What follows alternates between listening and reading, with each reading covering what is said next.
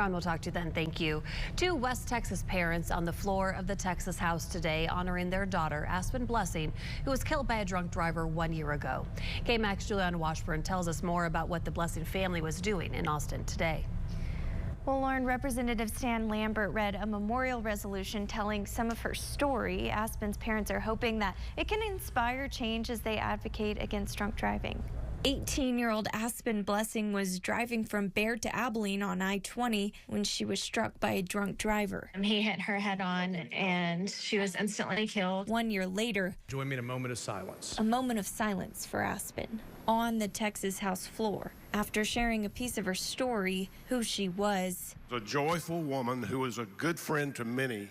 We are also hoping that it just brings awareness to some of the issues around drunk driving and just as we say as a family, the ripple effects it can have of a tragedy like that on a family.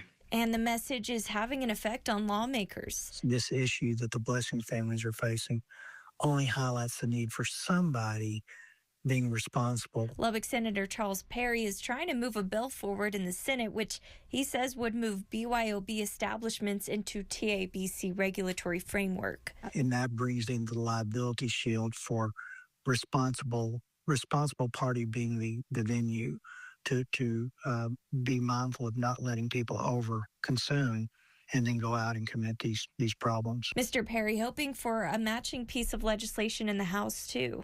This is bigger than us. Aspen's family standing tall Tuesday, fighting for change. That's a mix of emotions, a lot of still hurt, but a lot of seeing all the good coming out of it, and so that's made a big difference. So the deadline for lawmakers to file bills is Friday, which is why Senator Perry is working to make sure there's a matching bill to fight drunk driving filed in the House and the Senate by that deadline.